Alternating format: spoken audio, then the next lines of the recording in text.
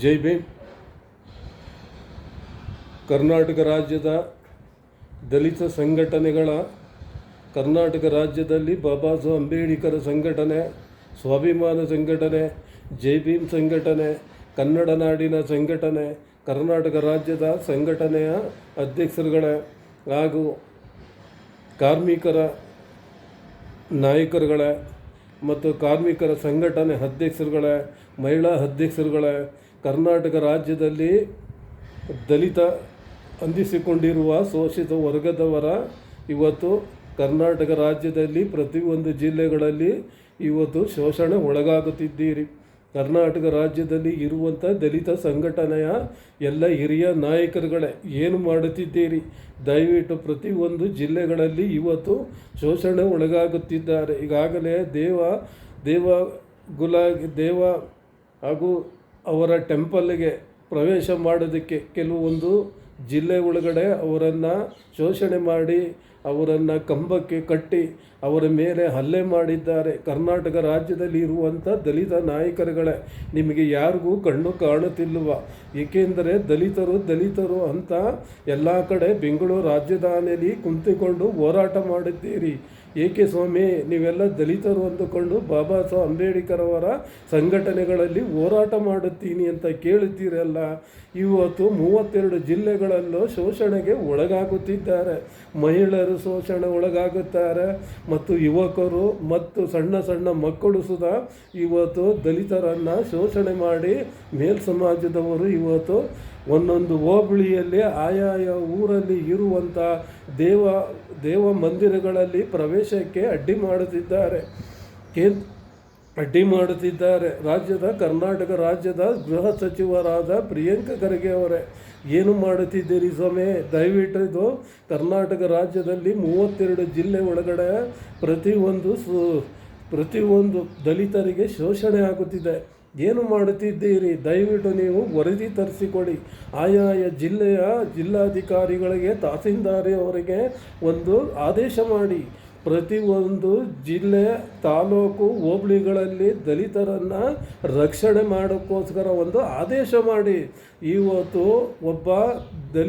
ಇಬ್ಬರು ದಲಿತರು ದೇವಾಲಯ ಒಳಗಡೆ ಪ್ರವೇಶ ಮಾಡಿದ್ರು ಅನ್ನೋಕ್ಕೋಸ್ಕರನೇ ಅವರನ್ನು ಕಂಬಕ್ಕೆ ಕಟ್ಟಿ ಇಲ್ಲದೆಲ್ಲ ಅವರ ಮೇಲೆ ಹಲ್ಲೆ ಮಾಡಿ ಇವತ್ತು ರಾಜ್ಯದ ಸೋಷಿಯಲ್ ಮೀಡಿಯಾದಲ್ಲಿ ವೈರಲ್ ಆಗುತ್ತಿದೆ. ಇವರಿಗೆ ಹೊಡೆಯುವುದಕ್ಕೆ ಯಾರು ಕಾನೂನು ಕೊಟ್ಟವರು? ಇವರಿಗೆ ಯಾರು ಅಧಿಕಾರ ಕೊಟ್ಟವರು? ದಯವಿಟ್ಟು ಕರ್ನಾಟಕ ರಾಜ್ಯದ ಗೃಹ ಸಚಿವರಾದ ಪ್ರಿಯಾಂಕ ಖರ್ಗೆ ಅವರೇ, ನೀವು ದೇಶದಲ್ಲಿ ಇರುವಂಥ ಎಲ್ಲ ವಿಷಯಗಳನ್ನು ಮಾತನಾಡುತ್ತೀರಿ. ಏಕೆ ಸ್ವಾಮಿ? ದಲಿತರಿಗೆ ಏನೇ ಸಮಸ್ಯೆ ಆದರೆ, ಎಲ್ಲೇ ಒಂದು ಕಡೆ ಆದರೆ ಮೌನವಾಗಿರ್ತೀರಿ. ಪ್ರತಿಯೊಂದು ಹೋಬಳಿ, ಪ್ರತಿಯೊಂದು ತಾಲೂಕು, ಪ್ರತಿಯೊಂದು ಜಿಲ್ಲೆಯಲ್ಲಿ ಇರುವಂಥ ನಿಮ್ಮ ಗೃಹ ಇಲಾಖೆಯಲ್ಲಿ ಎಲ್ಲವನ್ನು ತರಿಸಿಕೊಂಡು ಸರಿಯಾದ ರೀತಿ ಕಾನೂನನ್ನು ತಂದು ಮಡಗಿ. ಯಾಕೆ? ಏನಕ್ಕೋಸ್ಕರ?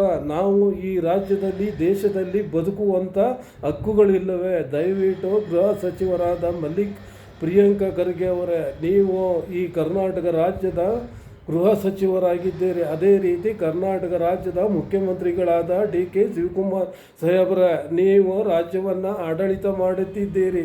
ದಲಿತರ ಬಗ್ಗೆ ಸ್ವಲ್ಪ ಗಮನ ಕೊಡಿ. ಏಕೆಂದರೆ ನೀವು ಪ್ರಭಾವಿ ಇರುತ್ತೀರಿ.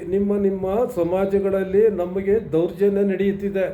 ಎಲ್ಲೇ ಆಗಲಿ, ಊರಲ್ಲೇ ಆಗಲಿ, ಸರ್ಕಾರಿ ಇಲಾಖೆಗಳೇ ಆಗಲಿ, ಎಲ್ಲ ಕಡೆನೂ ನೀವು ಕಾನೂನು ತನ್ನಿ. ಏಕೆಂದರೆ ದಲಿತರು ಅಂದರೆ ಅವರ ಮತಗಳನ್ನು ಮಾತ್ರ ಸೀಮಿತ ಕೇಳುತ್ತೀರಿ. ಅವರಿಗೆ ಬಂದಿರುವ ಕಷ್ಟಗಳು, ದೌರ್ಜನ್ಯಗಳನ್ನು ಯಾರೂ ಕೇಳುವುದಿಲ್ಲ. ಯಾವ ಶಾಸಕರೇ ಆಗಲಿ, ಯಾವ MLC ಆಗಲಿ, ಯಾವ ಹೋರಾಟಗಾರ ಆಗಲಿ, ಅಥವಾ ಸಂಘಟನೆಯಲ್ಲಿ ಇರುವಂಥ ಹೋರಾಟಗಾರರೇ ಆಗಲಿ, ಯಾರೂ ಇದಕ್ಕೆ ಗಮನ ಕೊಡಲ್ಲ. ಆದರೆ ಕರ್ನಾಟಕ ರಾಜ್ಯದಲ್ಲಿ ಕಾಂಗ್ರೆಸ್ ಪಕ್ಷದಲ್ಲಿ SC/ST ಘಟಕವನ್ನು ಮಾಡಿದ್ದೀರಿ ರಾಜ್ಯದ ಮುಖ್ಯಮಂತ್ರಿಗಳೇ. ಅದರ ಬಗ್ಗೆ ನೀವು ದಯವಿಟ್ಟು ಒಬ್ಬರನ್ನು ಸರಿಯಾದ ರೀತಿ ಇರೋವರನ್ನ ಆಯ್ಕೆ ಮಾಡಿ ಕಳಿಸಿ. ಕರ್ನಾಟಕ ರಾಜ್ಯದಲ್ಲಿ ದಲಿತರ ಮೇಲೆ ದೌರ್ಜನ್ಯ ಮಾಡಿದರೆ SC/ST ಘಟಕ ಅಂತ ಕಾಂಗ್ರೆಸ್ ಪಕ್ಷದಲ್ಲಿ ಇರುವುದು ಏನಕ್ಕೆ ಸರ್? ದಯವಿಟ್ಟು ಇಂಥವ್ರನ್ನೆಲ್ಲ ನೀವು ಅಧಿಕಾರಗಳನ್ನು ಕೊಟ್ಟು ಇಲ್ಲಿ ಮತ್ತು ದಲಿತರಿಗೆ ಅನ್ಯಾಯ ಆಗುತ್ತಿದ್ದರೆ ಸುಮ್ಮನೆ ನೋಡಿ ಕೂರುವುದಲ್ಲ ಸರ್. ಒಂದು ಅಧಿಕಾರವನ್ನು ಕೊಟ್ಟ ಮೇಲೆ ಅಲ್ಲಿ ಹೋಗಿ ಏನಾಗಿದೆ, ಅಲ್ಲಿನ ಪರಿಸ್ಥಿತಿ ಏನಾಗಿದೆ ಅನ್ನುವುದನ್ನು ನಿಮ್ಮ ಕರ್ನಾಟಕ ರಾಜ್ಯ ಸರ್ಕಾರಕ್ಕೆ ವರದಿ ಕೊಡಬೇಕು. ಅದು SC/ST ಘಟಕ ರಾಜ್ಯ ಅಧ್ಯಕ್ಷರು ಇದರ ಬಗ್ಗೆ ಗಮನ ತಗೋಬೇಕು. ನೀವು ಯಾರ್ಯಾರಿಗೆ ಕೆಲಸಕ್ಕೆ ಬರ್ತದವರಿಗೆಲ್ಲ ಕೊಟ್ಟು ಇವತ್ತು ದಲಿತರ ಮೇಲೆ ದೌರ್ಜನ್ಯ, ಶೋಷಿತ ವರ್ಗ ಮೇಲೆ ದೌರ್ಜನ್ಯ ನಡೆದ್ರು.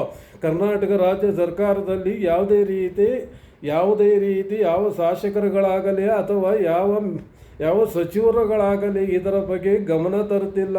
ಬಾಬಾ ಸಾಹೇಬ್ ಅಂಬೇಡ್ಕರ್ ಅವರ ಸಂವಿಧಾನದಲ್ಲಿ ಯಾರಿಗೂ ಇವರಿಗೂ ಗೌರವ ಇಲ್ಲ. ಏಕೆಂದರೆ ದಲಿತರು ಅಂದರೆ ಬರೀ ಮತದಾನಕ್ಕೆ ಸೀಮಿತನ? ಎಲ್ಲ ದಲಿತ ನಾಯಕರುಗಳೇ ಹಾಗೂ ಕಾಂಗ್ರೆಸ್ ಪಕ್ಷದಲ್ಲಿರುವ ಪ್ರಭಾವಿ ನಾಯಕರುಗಳೇ. ನಾನೇನಾದರೂ ಇದ್ರ ಬಗ್ಗೆ ಮಾತನಾಡಿದ್ರೆ ಕೆಲವರಿಗೆ ಚುಚ್ಚುದಂಗೆ ಆಗುತ್ತೆ. ಯಾಕೆಂದರೆ ನಮ್ಮ ಸಮಾಜ, ನಮ್ಮ ದಲಿತ, ನಮ್ಮ ನಾಯಕರು, ನಮ್ಮ ಬಾಬಾ ಸಾಹೇಬ್ ಅಂಬೇಡ್ಕರ್ ಇವತ್ತು ಕರ್ನಾಟಕ ರಾಜ್ಯದಲ್ಲಿ ಯಾವ ಮೂಲಲೇ ಆದರೂ ನಾನು ಪ್ರಶ್ನೆ ಮಾಡಿ ಕೇಳುವಂಥ ಬಾಬಾ ಸಾಹೇಬ್ ಅಂಬೇಡ್ಕರ್ ಅವರು ಕೊಟ್ಟಿರುವಂಥ ಶಕ್ತಿ, ಆ ಶಕ್ತಿ ಇರೋದಕ್ಕೆ ನಾನು ಕೇಳುತ್ತಿದ್ದೇನೆ. ಏಕೆಂದರೆ ರಾಜ್ಯವನ್ನು ಆಡಳಿತ ಮಾಡುವುದಲ್ಲ, ದಲಿತರನ್ನು, ಒಬ್ಬ ರಾಜ್ಯ ಪ್ರಜೆಗಳನ್ನು ಯಾವ ರೀತಿ ಪ್ರೀತಿಸಿ ಪ್ರತಿಯೊಬ್ಬರ ಕೆಳಮಟ್ಟದಲ್ಲಿರೋವರನ್ನು ಅಂಥವರನ್ನು ಅವರಿಗೆ ಯಾವ ರೀತಿ ಸೌಲಭ್ಯಗಳನ್ನು ಕೊಡಬೇಕು ಅನ್ನುವುದು ರಾಜ್ಯ ಆಡಳಿತ ಮಾಡುವವರೇ ಅದು ಹಕ್ಕಿರುತ್ತದೆ. ಅದನ್ನು ಬಿಟ್ಟು ಸಮಾಜದವರು ನಮ್ಮ ಮೇಲೆ ದೌರ್ಜನ್ಯ ತೋರಿದ್ವಲ್ಲ. ಎಲ್ಲ ಕರ್ನಾಟಕ ರಾಜ್ಯದ ಇರುವಂಥ ಎಲ್ಲ ಸಮಾಜದವರೇ ದಯವಿಟ್ಟು ಇದನ್ನು ಬಿಡಿ.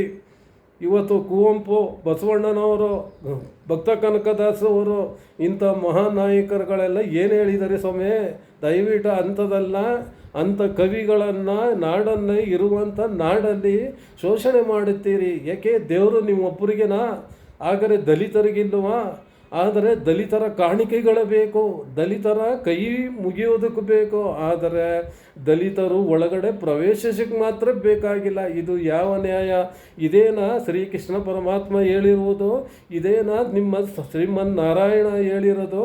ಇದೇನಾ ನಿಮ್ಮ ಶ್ರೀರಾಮಚಂದ್ರ ಇದೇನಾ ಸಾಹಿತ್ಯ ಕೊಟ್ಟಿರುವುದು? ನೋಡಿ, ನಮ್ಮ ದೇವರು ಬಾಬಾ ಸಾಹೇಬ್ ಅಂಬೇಡ್ಕರ್ ಅವರು ಈ ದೇಶದಲ್ಲಿ ಎಲ್ಲರಿಗೂ ಒಂದೇ ಕಾನೂನು, ಎಲ್ಲರಿಗೂ ಒಂದೇ ರೀತಿ, ಎಲ್ಲರಿಗೂ ಸಮಾನತೆ ಹಕ್ಕುಗಳನ್ನು ಕೊಟ್ಟಿರುವಂಥ ದೇವರಿಗೆ ಇವತ್ತು ಕರ್ನಾಟಕ ರಾಜ್ಯದಲ್ಲಿ ಆ ದೇವರಿಗೆ ಯಾವುದೇ ಸಮಾಜದವರು ಸರಿಯಾದ ರೀತಿ ಗೌರವ ಕೊಡುತ್ತಿಲ್ಲ ಅಂತ ನಾನು ಒಬ್ಬ ದಲಿತ ನಾಯಕನಾಗಿ ಮತ್ತು ದಲಿತರ ಹೋರಾಟಕ್ಕೋಸ್ಕರ ನಾನು ಒಬ್ಬ ನಾಯಕನಾಗಿ ನಮಗೆ ದುಃಖವಾಗುತ್ತಿದೆ. ಎಲ್ಲಿದೆ ಬಾಬಾ ಸಾಹೇಬ್ ಅಂಬೇಡ್ಕರ್ ಅವರ ಸಿದ್ಧಾಂತಗಳು? ಎಲ್ಲಿದೆ ಬಸವಣ್ಣನವರ ಸಿದ್ಧಾಂತಗಳು? ಎಲ್ಲಿದೆ ಕನಕದಾಸ ಅವರ ವಚನಗಳು? ಎಲ್ಲಿದೆ ಕುವೆಂಪು ಅವರ ಸಾಹಿತ್ಯಗಳು? ದಯವಿಟ್ಟು ಬೇಡಿ. ಕರ್ನಾಟಕ ರಾಜ್ಯದಲ್ಲಿ ಇರುವಂಥ ಎಲ್ಲ ಸಮಾಜದವರೆಗೆ ಕೈ ಮುಗಿದು ಕೇಳುತ್ತಿದ್ದೇನೆ, ದಲಿತರನ್ನು ಶೋಷಣೆ ಮಾಡಬೇಡಿ. ಏನಿದೆ? ಎಲ್ಲರ ಮೈಯಲ್ಲೂ ರತ್ತನೆ, ಎಲ್ಲರೂ ಸತ್ತರೆ ಒಳಗಡೆ ತಿನ್ನುವುದು ಮಣ್ಣೆ. ಅಲ್ಲಿ ದಲಿತ ಇವ್ರ ಮೇಲೆ ಅಂತ ಯಾರೂ ಇಲ್ಲ. ನಮ್ಮ ಜೀವನಗಳನ್ನು ಮೇಲೆ ಉದ್ಧಾರಕ್ಕೋಸ್ಕರ ನಮ್ಮನ್ನು ಕೆಳಮಟ್ಟದಲ್ಲಿ ತುಳಿದು ನೀವು ಮೇಲ್ಮಟ್ಟದಲ್ಲಿ ಬರ್ತಾ ಇದ್ದೀರಿ. ಇವತ್ತು ಸಂವಿಧಾನ ಸಿಗುತ್ತಿರುವುದೆಲ್ಲ ಸಮಾಜದವರಿಗೆ. ದಯವಿಟ್ಟು ಇದರಲ್ಲಿ ಏನಾದರೂ ತಪ್ಪಿದರೆ ದಯವಿಟ್ಟು ಕೇಳಿ.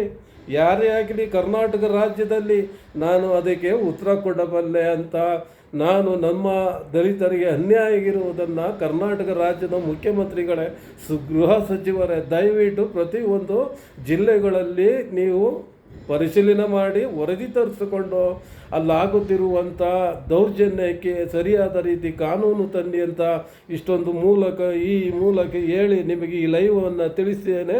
ಇದರಲ್ಲಿ ಏನಾದರೂ ತಪ್ಪಿದರೆ ದಯವಿಟ್ಟು ಕ್ಷಮಿಸಿ ಅಂತ ಜೈ ಭೀಮ್ ಕ್ರಾಂತಿಕಾರಿ ಸಂಘಟನೆಯ ಅಧ್ಯಕ್ಷರು ಎನ್ ಲಕ್ಷ್ಮಣ್, ಮೈಸೂರು ಜಿಲ್ಲೆ.